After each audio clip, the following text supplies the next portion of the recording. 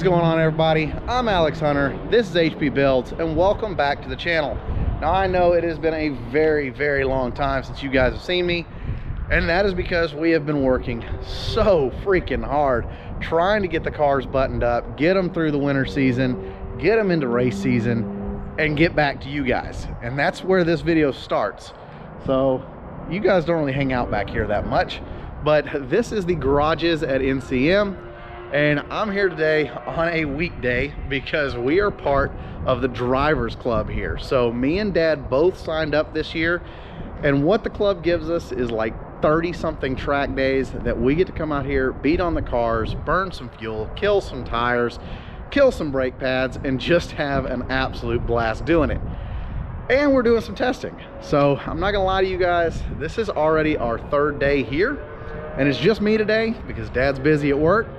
But the first 2 days was doing nothing more than testing Tony out, finding the quirks, finding the things I needed to, modify and change, and that's what we're here today doing. But Tony is 99.9% done, and I know you guys have not seen this car since NMRA last October, and that is because it's been in Dad's shop. We have been wrenching, we've been welding, we've been grinding, we've been punching holes.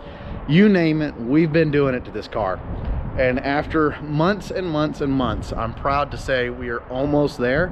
I'm thinking at least 2 days in Dad's shop, I could have this thing completely buttoned up and come out here for the rest of the year and just have a blast. So I'm ready to show you guys this car. It's been a long time coming. It looks a whole lot different than the last time you guys saw it. So let's go see Tony, the 2009 supercharged Mustang.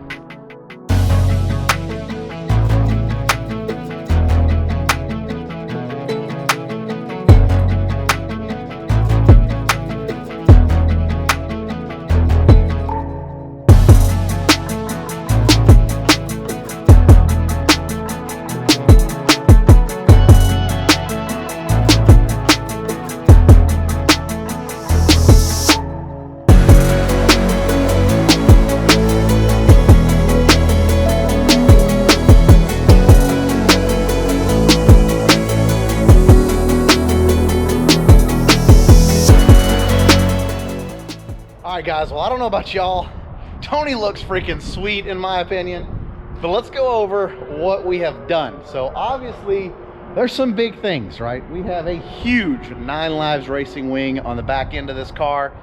We have got a big splitter up here with a cervinis chin spoiler to get us down there with that GT bumper. We've obviously cut some holes right here to get some more air into the intercooler.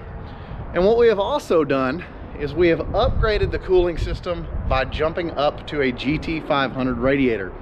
So we added roughly like a half gallon of water to this car, and I can tell you this car loves it. Running a lot cooler, running a lot happier. Cylinder head temps are a lot better because now we're bringing colder air across, getting more air across the intercooler, keeping the intake air temps down. You name it, the cooling system's doing it, and it's doing it freaking perfectly. I could not ask for a better system. So we removed the thermostat on this car. I was a little nervous on doing that because of the speed that the water was going to be going across the radiator, and by adding that thickness we slowed the water down and we got it cool.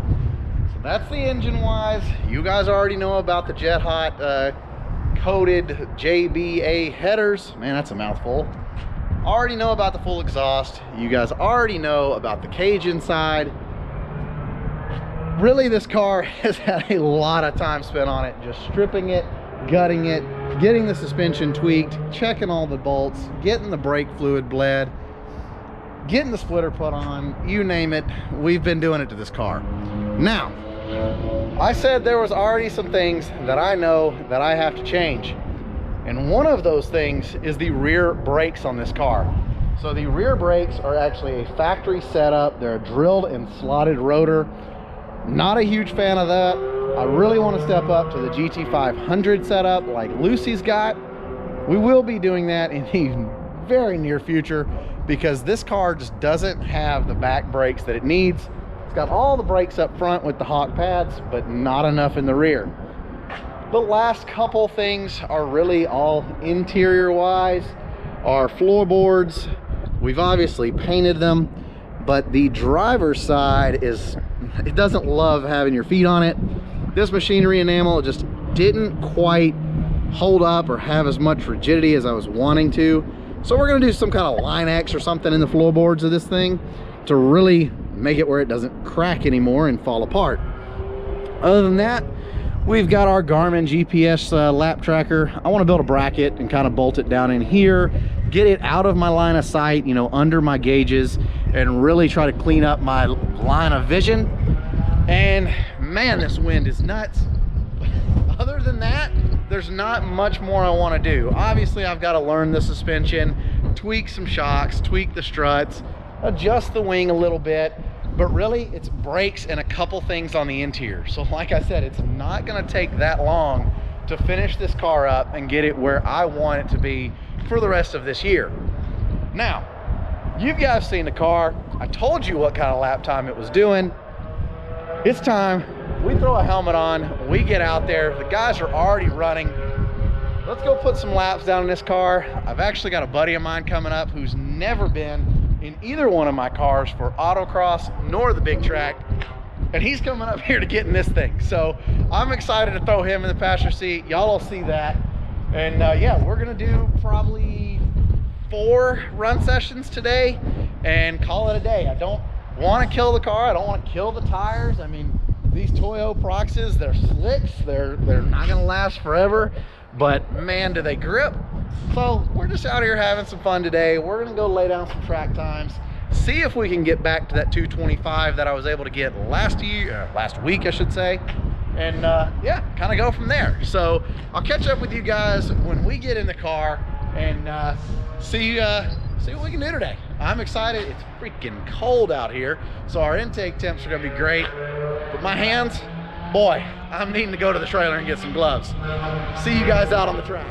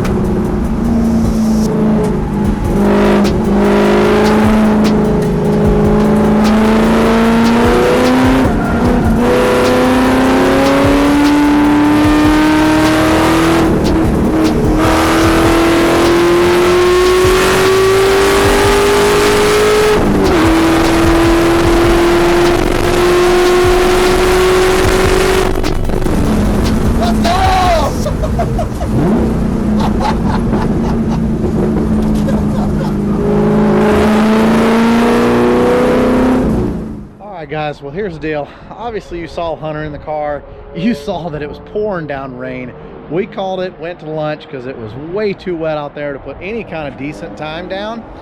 And then we went out there right before Hunter decided he had to leave. I'm like, let's go bust out a few laps. And well, as we did it, the track got drier and drier and drier. And I didn't bring you guys along for that because I didn't think anything was going to happen. Because when we first went out there, it was pretty wet. I mean, we were sliding around on these slicks pretty bad. Fast forward to the very last lap, we got our personal best of a 2 minute 24 seconds 0.67. That is roughly a half second faster than what we did last week when it was nice and warm and sunny and pretty. So something was going right. Either I was getting more courageous, diving into the corners, everything was working well. On the Garmin, it says I could have got a 224 flat based on all my optimal cornering and sections. I don't know. I decided we're putting her up for the day. We've got a little bit more rain coming in. It's getting colder. It's getting more windy. And I'm gonna get home and go pick up Ashley and meet up with her, go do dinner, and call it a day on a win. So we will check back in with you guys, well, 2 weeks from now when we start Dad's build series. So his Merkur is getting a laundry list of things on it, and we've decided we're only going to do one item at a time and come out here and test and see what that part does, and then add another one and see what that part does. Something to kind of chop up the thousands of laps that we're going to do this year.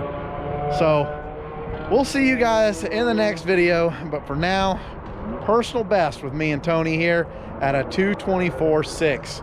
I'll take it. We'll see you guys in the next one.